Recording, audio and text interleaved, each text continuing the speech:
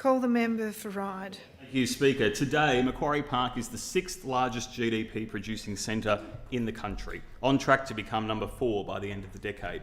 For years, federal, state and local governments alike have been united in their vision for the Macquarie Park Innovation District to turn it into Australia's Silicon Valley. We speak ad nauseum in this place about new housing supply, and I note my electorate has delivered well over double its housing targets for many years. There are 20,000 new dwellings in the development pipeline in Ryde as we speak, with the vast majority to be delivered in Macquarie Park. I'm proud to represent an electorate that has done more than its fair share and acknowledge the extraordinary patience of my constituents who still wait for supporting infrastructure to be delivered. How extraordinary then to have the Premier and Minister for Planning stand up just a fortnight ago and proclaim Macquarie Park would be home to another 8,000 apartments without so much as a heads up to the local council. The local council, which I remind the House has worked with the state and federal government for years in curating a long-term vision for science, technology and research jobs in Macquarie Park. In fact, in 2021, Ryde Labor councillor Bernard Purcell spoke specifically about the need to create a precinct that accommodated the job needs of the future.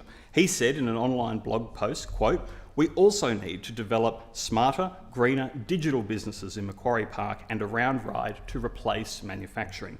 In 2009, then Labor Mayor Jerome Laxale, now the federal member for Bennelong, complained about state government intervention in planning. He said, quote, "The state government released the Priority Precinct program and rezoned large swathes of land in North Ryde and Macquarie Park, allowing for a maximum of 37 stories. He went on, "Those two state interventions alone will allow for 15,000 dwellings once both those suburbs are completed." He was complaining about 37 stories. His Labor colleagues today are advocating 60 stories.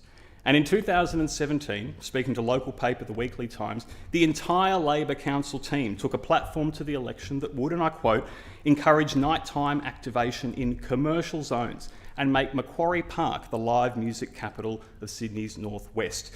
While we're still waiting for a concert in Macquarie Park, it was right to acknowledge the potential that lies in commercial precincts. All that will be lost with this enormous about-face from Labor. An about-face that was never announced prior to the election. Labor simply did not take to the election a plan to override councils and communities, let alone a plan for 8,000 apartments in Macquarie Park's commercial core.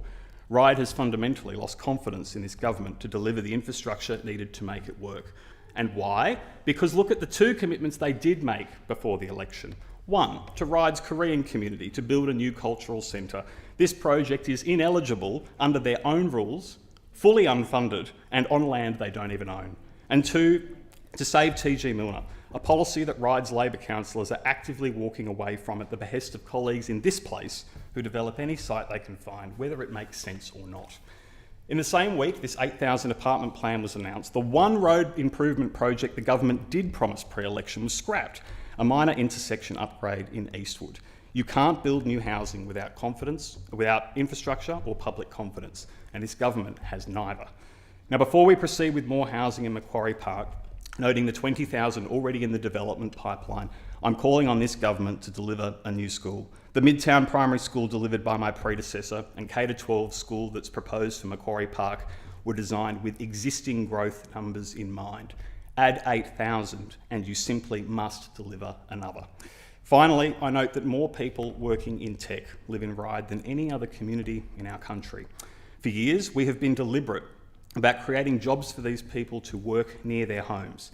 They aren't corporate office jobs where people can work from home.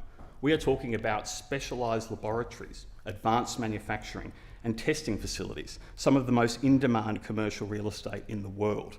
The government is effectively sending away the jobs of the future, which will consequently force more people into peak hour traffic and onto overcrowded trains while driving economic opportunities interstate and overseas. It's time this government listens to the locals, as you were forced to do with Macquarie Mental Health Hospital and North Ryde Common. Scrap the short-sighted plan and work with us to create a better, more sustainable Ryde and, of course, New South Wales.